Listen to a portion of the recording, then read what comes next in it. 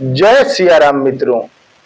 आज हम रामायण चौपाई के माध्यम से जानते हैं रावण का कुंभकर्ण को जगाना, कुंभकर्ण का रावण को उपदेश और विभीषण कुंभकर्ण संवाद।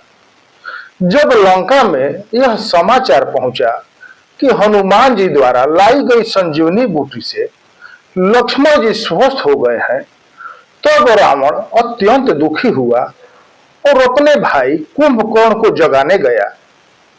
यह वृतांत दशानन सुनेऊ, अति विषाद पुनि पुनु सुर धुनेऊ। व्याकुल कुंभकर्ण पहियावा, विविध जतन करिता ही जगावा। जब रावण ने यह समाचार सुना कि उसके बड़े बड़े वीर मारे गए हैं, तो वह अत्यंत दुखी हो गया और बार बार सिर पीटकर पछताने लगा। फिर अत्यंत व्याकुल होकर वह कुंभकर्ण के पास गया और उसे जगाने के लिए अनेक प्रकार के उपाय करने लगा। रावण ने अपने अहंकार में विभीषण, मंदोदरी, माल्यवान और अन्य हितैषियों की सलाह को ठुकरा दिया था। जब उसके पराक्रमी योद्धा एक एक करके युद्ध में मारे गए, तब उसे अपनी स्थिति की गंभीरता का अनुभव हुआ। संकट की घड़ी में उसे अपने बलशाली भाई कुंभकर्ण की याद आई। यहाँ तुलसीदास जी यह भी संकेत करते हैं कि जब मनुष्य विवेक छोड़ देता है, तब संकट आने पर केवल पश्चाताप ही शेष रह जाता है। जागा निशिचर देखिय कैसा, मानहु कालु देह धरि बैसा। कुंभकर्ण बुझा कहु भाई, काहे तब मुख रहे सुखाई। जब कुंभकर्ण जागा तो उसका रूप ऐसा भयंकर दिखाई देता था, मानो स्वयं काल ही शरीर धारण करके बैठ गया हो। जागने पर उसने रावण से पूछा, हे भाई, बताओ तुम्हारा मुख इतना मुरझाया हुआ और उदास क्यों है? तुलसीदास जी कुंभकर्ण के विशाल और विकराल स्वरूप का वर्णन करते हुए कहते हैं कि वह ऐसा प्रतीत होता था जैसे स्वयं मृत्यु मूर्त रूप धारण कर बैठी हो। यह उसकी असाधारण शक्ति और भयावह व्यक्तित्व का संकेत है। जागने के बाद कुंभकर्ण सबसे पहले अपने भाई रावण के चेहरे की उदासी देखकर उसका कारण पूछता है। इससे उसके मन में भाई के प्रति स्नेह और चिंता प्रकट होती है। उसे अभी युद्ध और लंका की स्थिति का ज्ञान नहीं है, इसलिए वह स्वाभाविक रूप से रावण की व्याकुलता का कारण जानना चाहता है।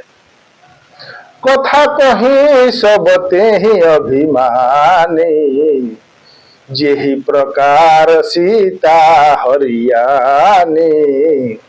तात कपिन सब निशिचर मारे, महा महा जोधा संघारे। अभिमानी रावण ने कुंभकर्ण को पूरी कथा सुनाई कि किस किस प्रकार वह सीता जी का हरण करके उन्हें लंका लाया। फिर उसने कहा, हे भाई, वानरों ने हमारे अनेक राक्षसों और बड़े बड़े योद्धाओं का संहार कर दिया है। रावण अपने अहंकार के कारण सीता हरण को भी बिना किसी पश्चाताप के केवल एक घटना के रूप में सुनाता है। वह यह स्वीकार करता है कि श्री राम के वानर सेना ने उसके अनेक बलशाली योद्धाओं का वध कर दिया है और वह संकट से घिर चुका है, इसलिए कुंभकर्ण से सहायता चाहता है। इस प्रसंग में यह भी स्पष्ट होता है कि रावण अपनी भूल स्वीकार नहीं करता, बल्कि केवल युद्ध में हुई हानि का वर्णन करता है। उसके मन में अभी भी अहंकार बना हुआ है। दुर्मुख सुरु रिपु मनुज आहारी भटयति काय कंपन भारी अपर महोदरयादिक वीरा परे समर मही सब रणधीरा। रावण कहता है, हे भाई, दुर्मुख सुररिपु मनुष्य भक्षी राक्षस अतिकाय अकंपन और महाबली महोदर आदि अनेक वीर योद्धा युद्ध भूमि में मारे गए हैं। रावण कुंभकर्ण को अपनी सेना की भारी क्षति का वर्णन करता है। जिन योद्धाओं के बल पर उसे अत्यधिक गर्व था, वे सभी श्री राम की सेना के हाथों युद्ध भूमि में मारे जा चुके थे। यह सुनाकर वह कुंभकर्ण से सहायता की अपेक्षा करता है। यह प्रसंग दिखाता है कि संसार का सबसे बड़ा बल और सबसे विशाल सेना भी धर्म और भगवान की शक्ति के सामने टिक नहीं सकती। रावण का अभिमान धीरे धीरे टूट रहा था, परंतु वह अपनी मूल भूल सीता हरण और श्री राम से वैर को स्वीकार करने के लिए अभी भी तैयार नहीं था। सुनी दस कंधर बचन तब कुंभकर्ण बिल खान जगदम्बा हरियाणी अब सठ चाहत कल्याण।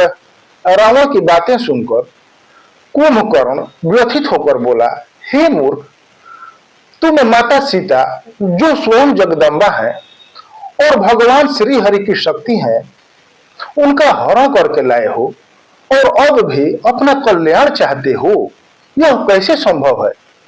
कुंभकर्ण यद्यपि राक्षस था, फिर भी वह धर्म और नीति को समझता था।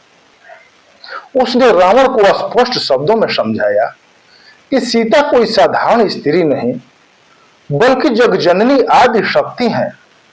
भगवान श्री राम स्वयं विष्णु के अवतार हैं। ऐसे में उनके विरुद्ध जाकर और उनकी पत्नी का अपहरण करके कोई व्यक्ति अपने कल्याण की आशा नहीं कर सकता। भल नकीन तय निशिचर नाहा अब मोही आई जगह ही कहा अजहु तात त्यागी अभिमाना भजहु राम हो ही कल्याण। कुंभकर्ण रावण से कहता है, हे राक्षस राज, तुमने अच्छा नहीं किया, अब मुझे जगाकर क्या लाभ? अभी भी समय है। हे भाई, अपना अभिमान छोड़ दो और भगवान श्री राम का आश्रय ग्रहण करो। ऐसा करने से तुम्हारा कल्याण ही होगा। कुंभकर्ण जानता था कि रावण ने सीता हरण करके घोर अधर्म किया है। वह यह भी समझ गया था कि श्री राम कोई साधारण मनुष्य नहीं, बल्कि स्वयं परमात्मा है।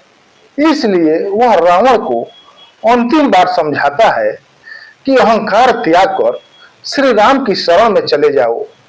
भगवान की शरण में आने वाले का कल्याण निश्चित होता है। है 10 शीश मनुज रघुनायक जाके हनुमान से पायक अह बंधु तय किन्हीं खोटाई प्रथम ही मोहि न सुनाए ही भाई। कुंभकर्ण रावण से कहता है, हे दशानन, यदि तुम श्री रघुनाथ यानी श्री राम को केवल मनुष्य ही मानते हो, तो सोचो कि जिनके एक दूत हनुमान ने ही लंका को तहस नहस कर दिया, उनकी शक्ति कितनी ज्यादा होगी। हे भाई, तुमने बहुत बड़ी भूल की। यह बात तुमने मुझे पहले क्यों नहीं बताई? कुंभकर्ण रावण के भ्रम को दूर करने का प्रयास करता है। वह संकेत देता है कि यदि केवल श्री राम के सेवक हनुमान ही अकेले लंका में प्रवेश करके राक्षसों को पराजित कर सकते हैं और शोक वाटिका उजाड़ सकते हैं और लंका में अग्नि लगा सकते हैं, तो स्वयं श्री राम की सामर्थ्य का अनुमान लगाया जा सकता है। इसलिए श्री राम को साधारण मनुष्य समझना भारी भूल है। साथ ही कुंभकर्ण यह भी कहता है कि यदि उसे पहले पूरी घटना का पता होता तो वह रावण को सीता हरण जैसे अधर्म से रोकने का प्रयास करता। किन्हेहु प्रभु विरोधित ही देवक, शिव बिरंची सूरजा के सेवक, नारद मुहि मोहि ज्ञान जो कहा, कहते तो ही समय निर्वाहा। कुंभकर्ण कहता है, हे भाई, तुमने उन्हीं प्रभु से वैर किया है जिनकी सेवा स्वयं भगवान शिव, ब्रह्मा और सभी देवता करते हैं। महर्षि नारद ने मुझे जो ज्ञान दिया था उसे मैं अवसर देकर तुम्हें बताना चाहता था, पर उचित समय नहीं मिल पाया। कुंभकर्ण स्वीकार करता है कि श्री राम कोई साधारण मनुष्य नहीं बल्कि पर ब्रह्मा है, जिनकी आराधना स्वयं शिव, ब्रह्मा और समस्त देवता करते हैं। इसलिए उनसे शत्रुता करना अत्यंत अनुचित है। वह आगे बताता है कि महर्षि नारद ने पहले ही उसे श्री राम के दिव्य स्वरूप का ज्ञान दिया था। वह उचित अवसर की प्रतीक्षा कर रहा था ताकि रावण को समझा सके, लेकिन परिस्थितियां ऐसी बनी कि वह समय पर यह बात नहीं कह सका। अब जब युद्ध सामने है तब वह अपने भाई को अंतिम बार सत्य का बोध करा रहा है। अब भरी अंक भेंटू मोहि भाई, लोचन सुफल करो मैं जाई, श्याम गात सरिसी रुह लोचन, देखो जाई तापत्रय मोचन। कुंभकर्ण रावण से कहता है, हे भाई, अब मुझे गले लगा लो। मैं युद्ध भूमि में जाकर अपने नेत्रों को सफल करूंगा। वहां मैं श्याम वर्ण, कमल के समान सुंदर नेत्रों वाले, तीनों प्रकार के तापों का नाश करने वाले भगवान श्री राम के दर्शन करूंगा।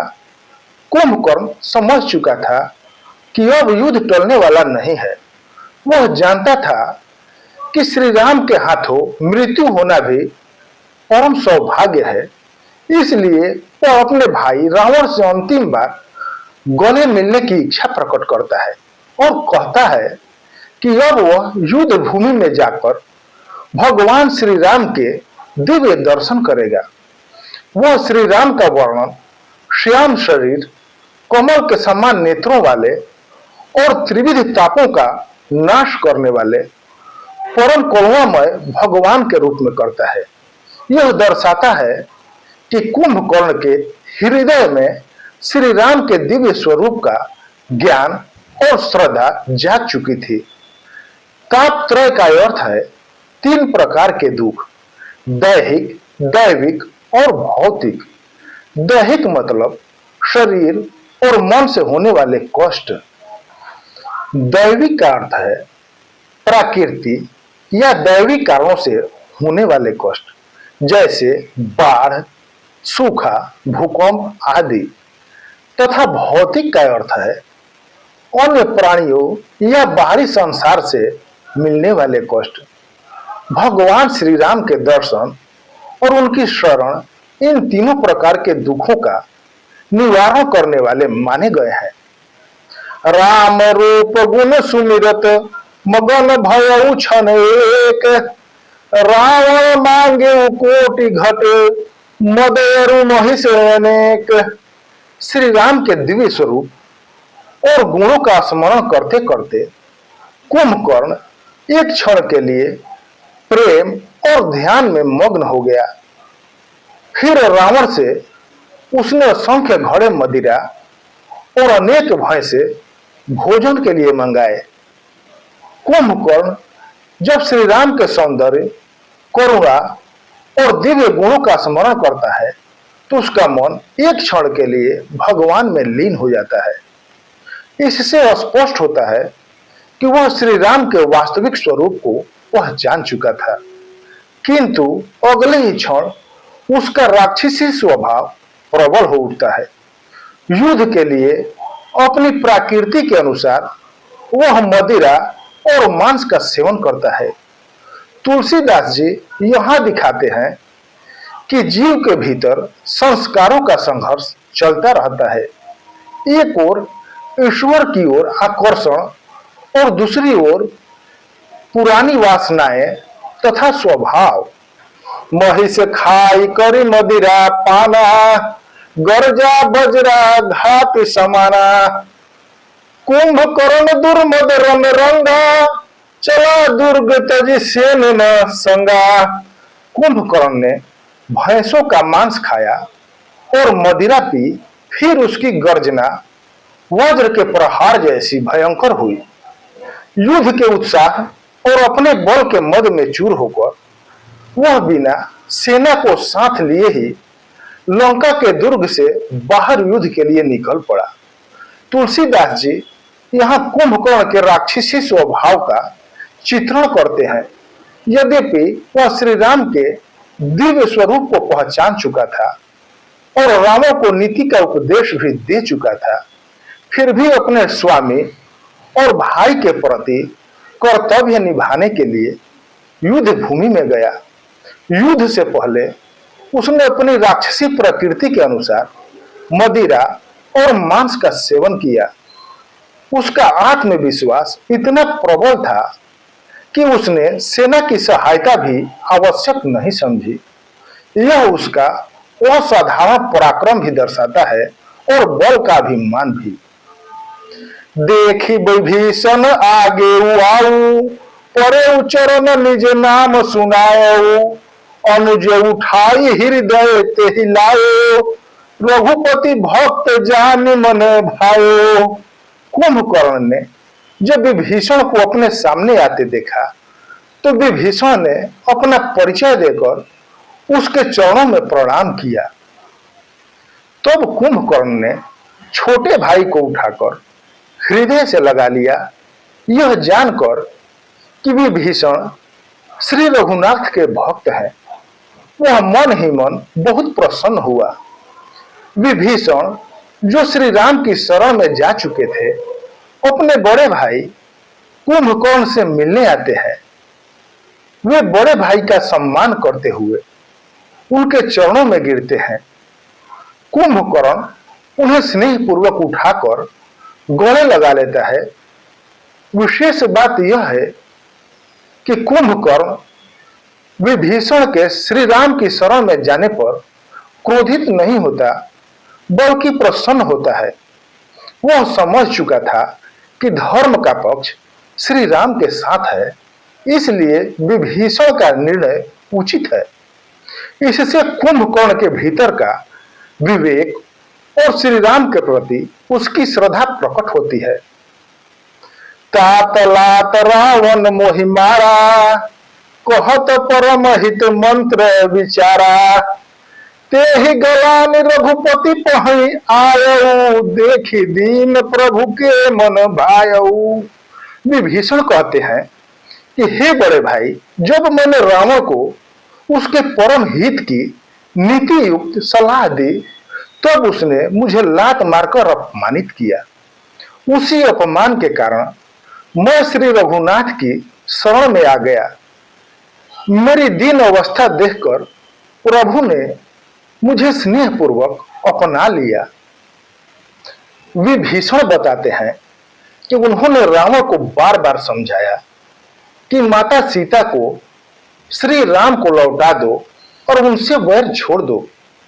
यह सलाह रावण की ही हित में थी, परंतु अहंकारवश उसने उनकी बात नहीं मानी और सभा में उनका अपमान किया। इसके बाद विभीषण ने अधर्म का साथ छोड़कर श्री राम की शरण ग्रहण की। श्री राम ने उनके पूर्व जीवन या राक्षस कुल को नहीं देखा, बल्कि उनकी शरणागत और विनम्रता को देखकर उन्हें तुरंत स्वीकार कर लिया। यही श्री राम की करुणा और शरणागत वत्सलता का प्रमाण है। सुनि भयउ काल बस रावण, सो की मान अब परम सिखावन। धन्य धन्य ते धन्य विभीषण, भय तात निशिचर कुल भूषण। कुंभकर्ण कहता है कि सुनो, रावण अब काल के वश में हो चुका है, इसलिए वह अब किसी भी उत्तम शिक्षा या सलाह को नहीं मानेगा। हे विभीषण, तुम धन्य हो, बार बार धन्य हो। हे भाई, तुम राक्षस कुल के सच्चे आभूषण बन गए हो। कुंभकर्ण समझ चुका है कि रावण का विवेक नष्ट हो चुका है। जब मनुष्य पर विनाश का समय आता है तो वह हितकारी सलाह भी स्वीकार नहीं करता। इसलिए अब रावण को समझाना व्यर्थ है। इसके विपरीत वह विभीषण की प्रशंसा करता है। वह मानता है कि विभीषण ने धर्म का साथ देकर और श्री राम की शरण ग्रहण करके राक्षस कुल का सम्मान बढ़ाया है। यद्यपि विभीषण ने अपने ही भाई का साथ छोड़ा था, फिर भी यह त्याग अधर्म का था, धर्म का नहीं। इसलिए कुंभकर्ण ने उन्हें निशिचर कुलभूषण कहकर सम्मानित करता है। बंधु वंश तय किन्ह उजागर, भजे हु राम शोभा सुख सागर। कुंभकर्ण कहता है, हे भाई, तुमने अपने कुल का नाम उज्जवल कर दिया है, क्योंकि तुमने श्री राम का भजन किया है। वे श्री राम शोभा और सुख के अथाह सागर हैं। कुंभकर्ण विभीषण से कहता है कि राक्षस कुल में जन्म लेने के बाद भी उन्होंने अधर्म का साथ नहीं दिया, बल्कि भगवान श्री राम की शरण ग्रहण की। इसी कारण उन्होंने अपने कुल का गौरव बढ़ाया। यहाँ उजागर का अर्थ है यशस्वी, गौरवान्वित और पवित्र करना। कुंभकर्ण के अनुसार किसी कुल की महानता केवल बल, वैभव या राज्य से नहीं होती, बल्कि उस कुल में यदि कोई भगवान का भक्त हो तो वही उस कुल का वास्तविक गौरव होता है। श्री राम को शोभा सुख सागर कहकर तुलसीदास जी बताते हैं कि भगवान श्री राम समस्त सौंदर्य, आनंद, करुणा और कल्याण के अनंत स्रोत हैं। जो उनकी शरण में जाता है उसका जीवन धन्य हो जाता है। वचन कर्म मन कपट तजी, भजे हु राम रणधीर। जाहु न निज पर सुझ मोहि, भयउ काल बसवीर।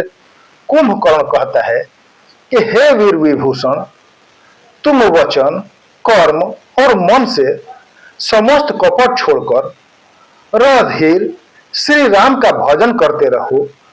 अब जाओ, क्योंकि मैं काल के वश में हो चुका हूं, इसलिए मुझे अपना पराया कुछ भी नहीं सूझ रहा है।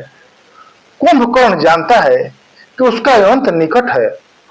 वह विभीषण से कहता है कि मन, वचन और कर्म तीनों से निष्कपट होकर श्री राम की भक्ति करना केवल बाहरी आडंबर नहीं, बल्कि पूर्ण समर्पण ही सच्ची भक्ति है। फिर वह स्वीकार करता है कि अब उसका समय आ गया है। वह जानता है कि रावण का पक्ष अधर्म का है, फिर भी बड़े भाई के प्रति अपने कर्तव्य और प्रतिज्ञा के कारण युद्ध भूमि में जा रहा है। इसलिए वह कहता है कि अब उसे अपना हित, अहित या अपना पराया कुछ नहीं सूझ रहा है, क्योंकि वह काल के अधीन हो चुका है। इस चौपाई में तुलसीदास जी बताते हैं कि भगवान श्री राम की भक्ति तभी फलदायी होती है जब वह निष्कपट भाव से की जाए। कुंभकर्ण स्वयं श्री राम की महिमा को जान चुका था और अपने पूर्व कर्मों और परिस्थितियों के कारण युद्ध से पीछे नहीं हट सका। इसलिए वह विभीषण को वही मार्ग अपनाने का आशीर्वाद देता है जो वास्तविक कल्याण का मार्ग है। निष्कपट होकर श्री राम की शरण